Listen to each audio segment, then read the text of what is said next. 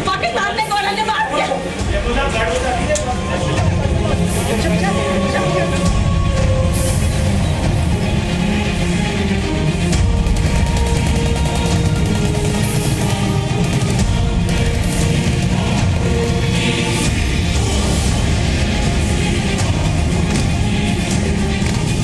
मिलिटेंटों ने ये जो कार्रवाई किया है उसके ऊपर कार्रवाई किया जाएगा। आज के बाद हिज़्बुल मुजाहिदीन से मेरा कोई वास्ता नहीं है। कश्मीर में आतंकियों के बीच सबसे बड़ी बगावत। हिज़्बुल मुजाहिदीन ने कहा है कि हमें जाकिर के स्टेटमेंट के साथ कुछ नहीं है, तो जब हिज़्बुल मुजाहिदीन मुझे रिप्रेजेंट नहीं करती है तो मैं भी उनको रिप्रेजेंट नहीं करता हूँ। मैं आज के बाद हिज़्बुल मुजाहिदीन से मेरा कोई वास्ता नहीं है।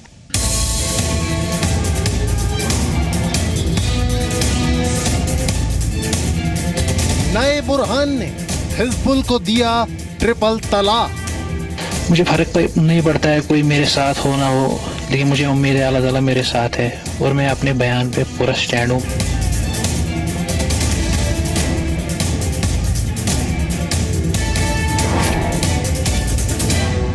आज हम आपको बताएंगे जम्मू कश्मीर में आतंकियों के बीच क्यों पड़ी फूट। आतंकवादियों में डिवाइड आ गया है क्योंकि सेपरेटिस्ट ये भी कोई आतंकवादियों से कम नहीं है। हुर्रियत के नेता उनको अच्छी तरह से समझ लेना चाहिए कि आगे उनके साथ क्या होने वाला है। आज आपको पता चलेगा कश्मीर में बगदादी मॉडल लागू करने का नापाक प्लान।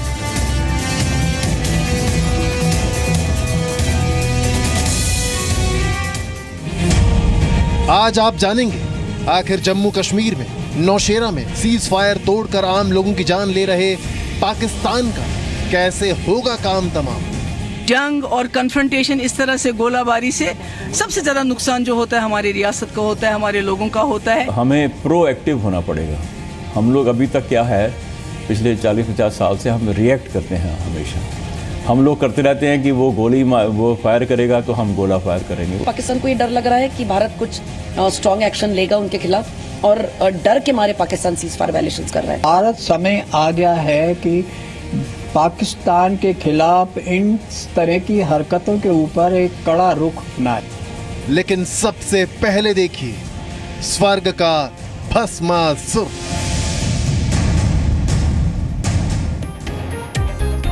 जी हाँ, सर का भस्मासुर। आप देख रहे हैं जी न्यूज़, आपके साथ हूं मैं रुबिका लियाकत, और ये भस्मासुर है। ये जाकिर मूसा जिसे आप देख रहे हैं, आतंक के रास्ते पर जो चलेगा वो भस्म हो जाएगा, भस्मासुर बनेगा। और ये मूसा भी भस्मासुर ही है जिसने आतंकियों के खेमे में आग लगा दी है, हिज़्बुल मुजाहिदीन को अंदर तक हिला कर रख दिया है। इसीलिए तो पल्ला झाड़ रहा है हिज़्बुल मुजाहिदीन वाले। लेकिन मैं इनके बारे में बताऊं उससे पहले हमारी प्राथमिकता, हमारी प्रायोरिटी एकदम क्लियर है। हम जरा शहीद की बात कर लें। बिल्कुल साथ में जो मेरे तस्वीर चल रही है, ये इंडिया गेट की तस्वीर है, जहां शहीद लेफ्टिनेंट फयाज को सलाम करने के लिए, उनकी शहादत को सलाम करने के लिए तादाद में लोग पहुंचे हैं, कैंडल मार्च कर रहे हैं। वहां उनके सेना के दोस्त भी हैं, वहां वो तमाम देशवासी हैं जो आज फख्र के साथ और गर्व के साथ कह रहे हैं वंदे मातरम।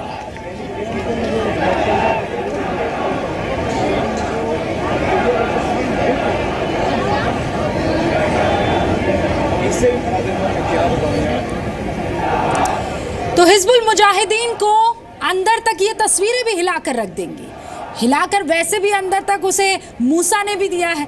ये पहली बार है जब हुर्रियत और आतंकियों में दरार नजर आ रही है।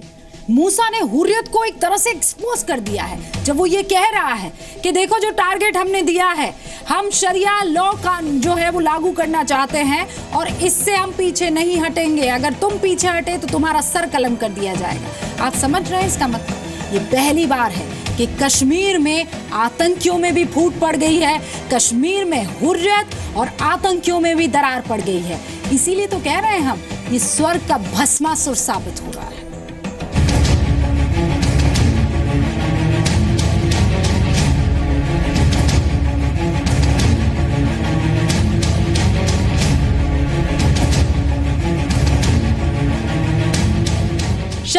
कश्मीर में आतंकवादियों पर दोहरा प्रहार हुआ।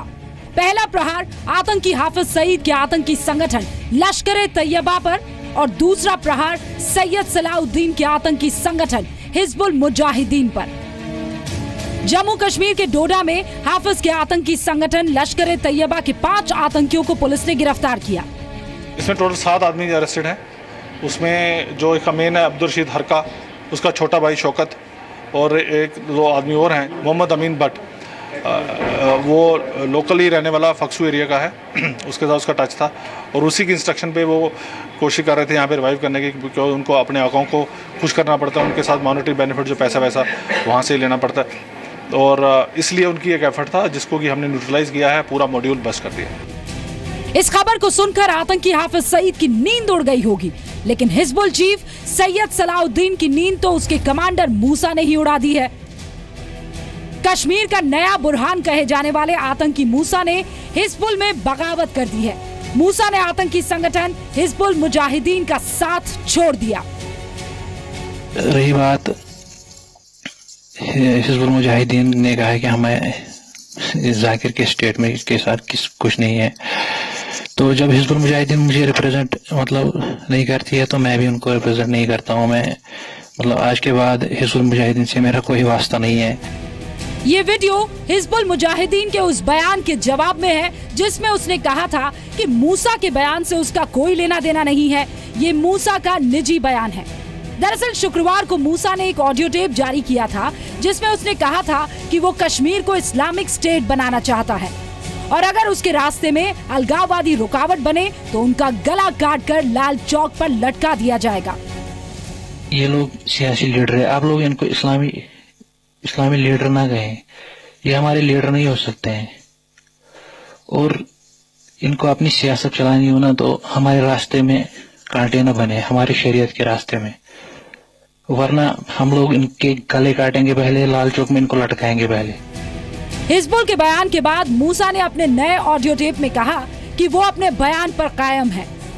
मुझे फर्क नहीं पड़ता है कोई मेरे साथ हो ना हो, लेकिन मुझे उम्मीद है अल्लाह ताला मेरे साथ है और मैं अपने बयान पे पूरा स्टैंड हूँ। बाकी अगर गिलानी साहब या जो बाकी जो भी है उनका ये इंटेंशन है कि आज़ादी बराए इस्लाम, आज़ादी मिलेगी तो हम शरिया कायम करेंगे यहाँ पे, तो मैं उनके खिलाफ नहीं हूँ। बुरहान वानी की मौत के बाद ही जाकिर मूसा हिजबुल का कमांडर बना था। हिजबुल कश्मीर में सबसे ज्यादा मजबूत आतंकी संगठन है। मूसा की बगावत आतंक के खिलाफ चल रहे ऑपरेशन के लिहाज से भी बेहद अहम है। आतंकवादियों में डिवाइड आ गया है क्योंकि सेपरेटिस्ट ये भी कोई आतंकवादियों से कम नहीं है। आप सिर्फ ये पोस्ट करते हैं कि हम कोई पॉलिटिकल पार्टी नहीं है, हम लीडर्स हैं जम्मू कश्मीर की आवाम के और हम जम्मू कश्मीर की आजादी चाहते हैं, लेकिन आप दरवाजे के पीछे सारी आतंकवादी घटनाएं करते हैं। सेपरेटिस्ट और ये जो हिजबुल हैं ये दोनों एक ही पेड़ के अलग अलग पत्ते हैं। बहुत दिनों से जो राजनीति कर रहे हैं हुर्रियत के नेता, उनको इस बात को समझ लेना चाहिए और अच्छी तरह से समझ लेना चाहिए कि आगे उनके साथ क्या होने वाला है। मूसा की बगावत के बाद कश्मीर में आतंकी संगठन हिजबुल मुजाहिदीन के 2 टुकड़े हो सकते हैं। साथ ही आतंक परस्त अलगाववादियों का दाव भी कमजोर पड़ सकता है। सेना, सुरक्षा एजेंसी और सरकार के लिए सुनहरा मौका है जिसमें जन्नत को आतंक की लंका बनाने वाले आतंकियों को और कमजोर किया जाए, उसके बाद आतंकियों का सफाया किया जाए। ब्यूरो रिपोर्ट, जी मीडिया। अब एक बात यहाँ समझनी बहुत जरूरी है, आतंक का कोई मजा भले ही ना हो, लेकिन आतंक का और आतंकियों का कनेक्शन तो एक है। चाहे वो कश्मीर का आतंकी हो, वो पाकिस्तान का आतंकी हो या ISIS और बगदादी का आतंकी हो। जाकिर मूसा के उस 2 मिनट के वीडियो ने एक बार फिर से इस बात को साबित कर दिया है कैसे पाकिस्तान स्पॉन्सर कर रहा है बगदादी के ISIS मॉड्यूल को। आप भी समझिए। कश्मीर में पाकिस्तान प्रायोजित बगदादी मॉडल पर बड़ा खुलासा।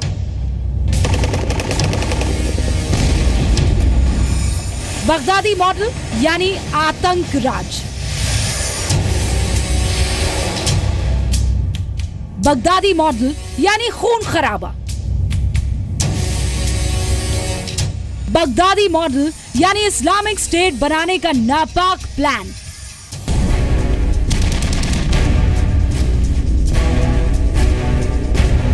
और इसी बगदादी मॉडल पर पाकिस्तान की मदद से तमाम आतंकी संगठन कश्मीर से लेकर दिल्ली और हैदराबाद तक एक्टिव हैं। हिजबुल से बगावत करने वाला मूसा भी कश्मीर में बगदादी मॉडल लागू करना चाहता है। आतंकी मूसा ने ऑडियो टेप में खुद अपने इस नापाक इरादे के बारे में बताया है। हमारी जो कश्मीर की जंग है, खासकर हम मुजाहिदीन इस्लामी की, ये सिर्फ और सिर्फ इस्लाम की सरबुलंदी के लिए है। आतंकी मूसा का हिजबुल और अलगाववादियों से विवाद भी इसी बात को लेकर है कि वो कश्मीर में बगदादी मॉडल लागू करना चाहता है। मूसा ने अपने दूसरे ऑडियो टेप में इस बारे में कहा, अगर हम आज़ादी बराए सेकुलर स्टेट के लिए लड़ रहे हैं तो मेरे ख्याल से हम शहीद नहीं हैं। मुझे पता है हमें पहले आज़ादी के लिए लड़ना है। ऑपरेशन जो हिंदुस्तानी फौज ने यहाँ पे कब्जा किया है, पहले हमें उनको भगाना है। लेकिन मेरा कहना ये है कि हमारी नीयत ये होनी चाहिए कि आज़ादी हमें लेनी है, लेकिन किस लिए? इस्लाम के लिए, बराए इस्लाम, किसी सेकुलर स्टेट के लिए नहीं। अगर हम आज़ादी बराए सेकुलर स्टेट के लिए लड़ रहे हैं तो मेरा खून इस मकसद के लिए नहीं बहेगा।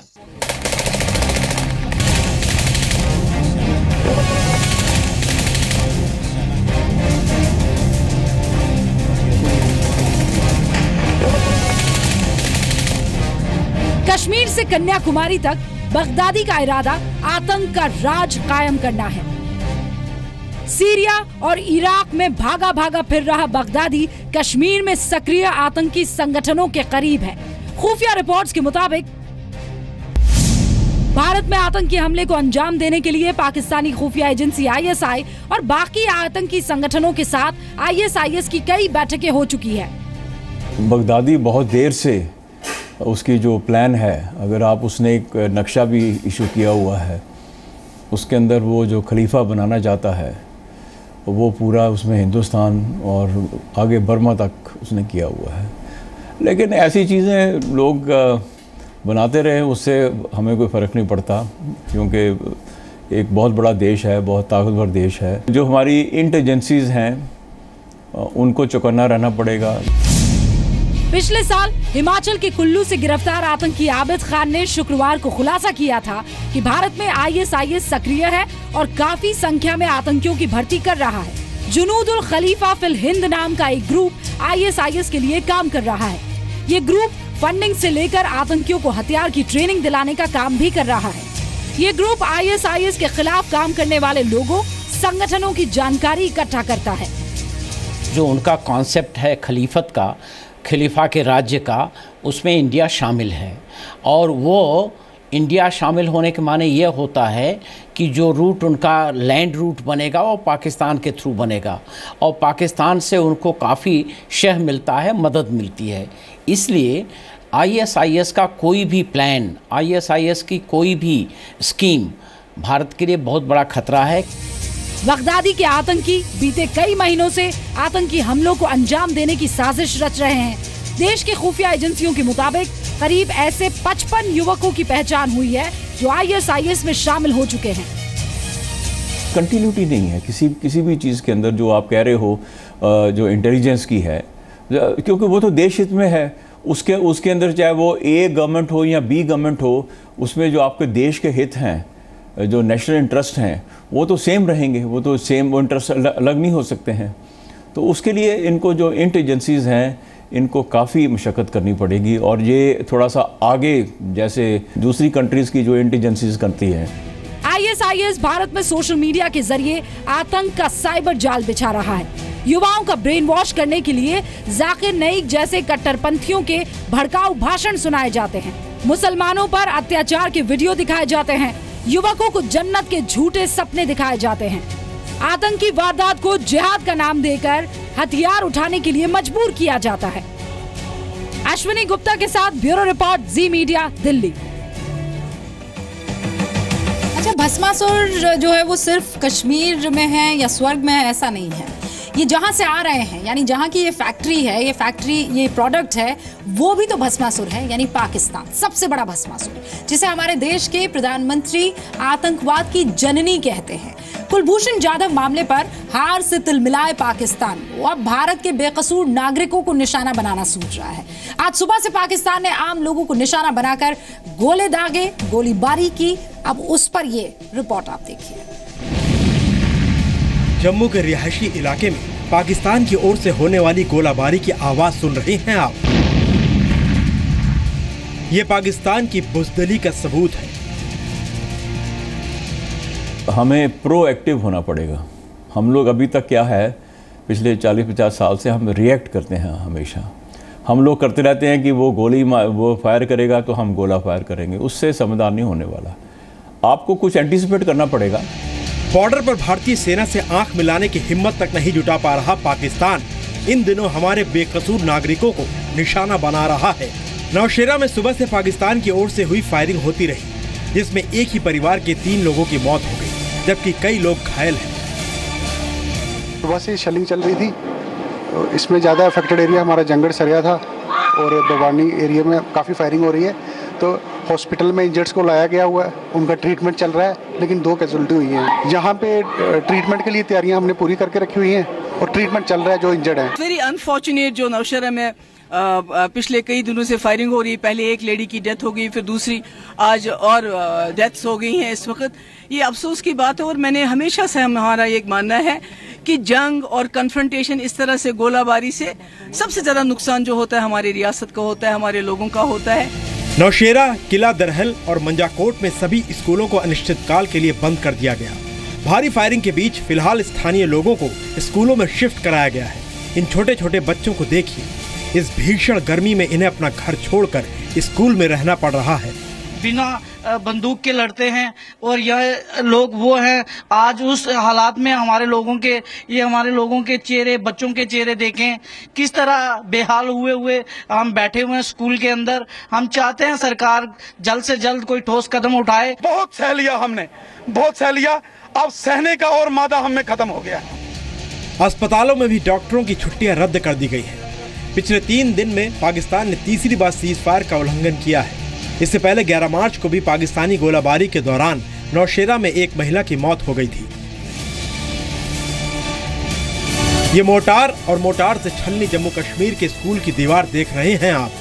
ये 11 मार्च को पाकिस्तान की नापाक हरकतों का सबूत है। बुधवार को जम्मू के नौशेरा में रात के 10:30 बजे पाकिस्तान ने सीमा पार से फायरिंग शुरू कर दी थी।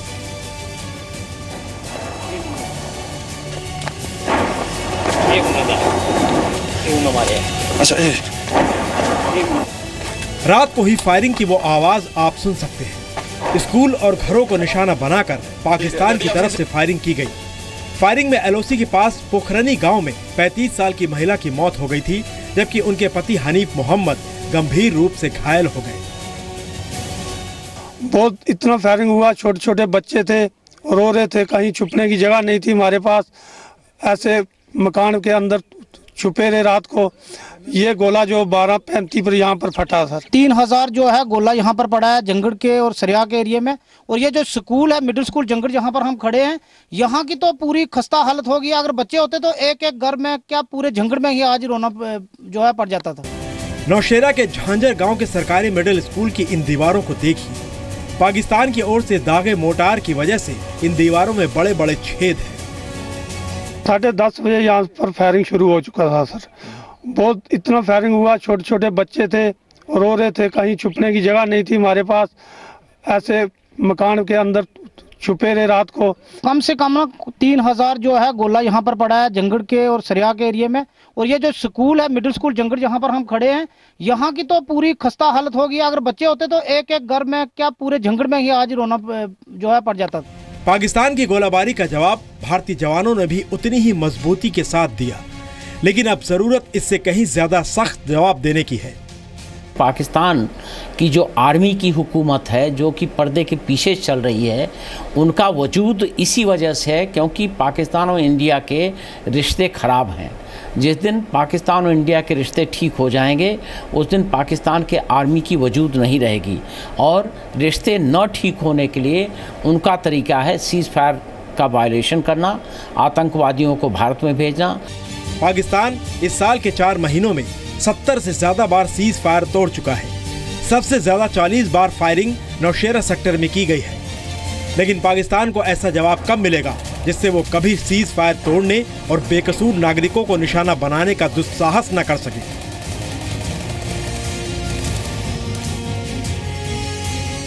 जम्मू से राजू केरनी के साथ अश्वनी गुप्ता, जी मीडिया, दिल्ली।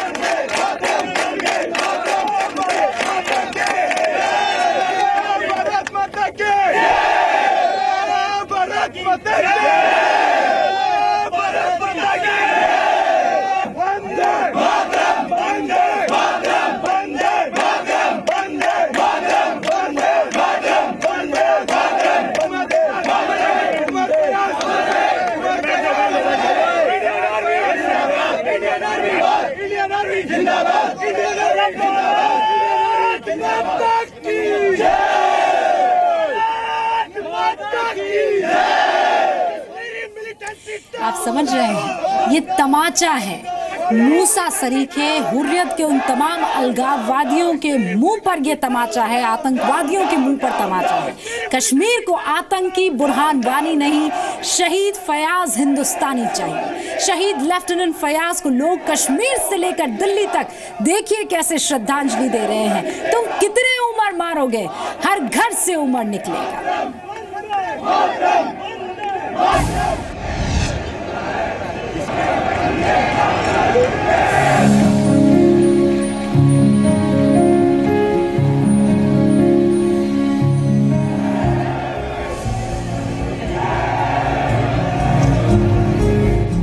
छह आतंकियों से अकेले लड़कर शहीद हुए लेफ्टिनेंट फयाज को इंडिया गेट पर श्रद्धांजलि दी गई। सुबह से शहीद फयाज के घर कई सैन्य अफसर पहुंचे। विक्टर फोर्स के GOC major general BS Raju के साथ सेना के दूसरे अधिकारियों ने शहीद लेफ्टिनेंट उमर फयाज के परिवार से मुलाकात की।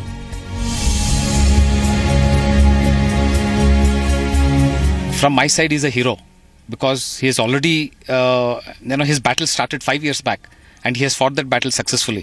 My family को ये आश्वासन देना चाहता हूँ कि हम उनके साथ हैं इस दुख में, और आगे जो भी वो करना चाहते हैं उसके अंदर हम शामिल होंगे।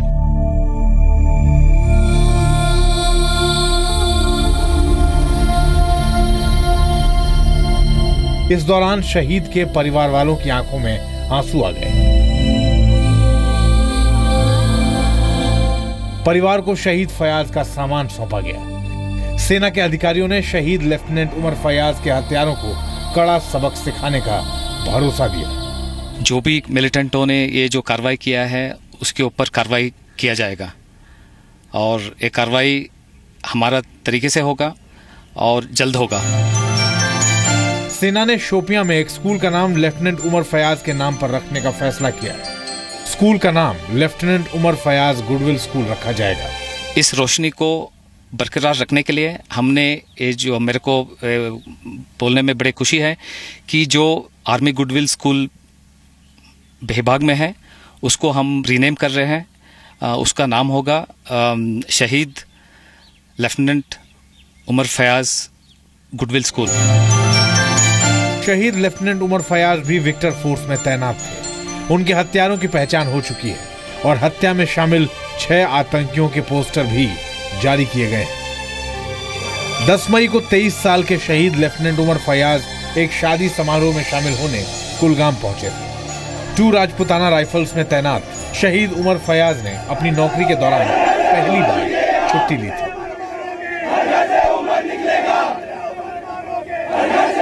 एक तरफ हिजबुल मुजाहिदीन है जो टूट रहा है, बेनकाब हो रहे हैं वो सारे के सारे अलगाववादी और उनके मंसूबे। और दूसरी तरफ आप ये देखिए, हिंदुस्तान है, उसकी आवाज है। कितने उमर मारोगे, हर घर से उमर निकलेगा।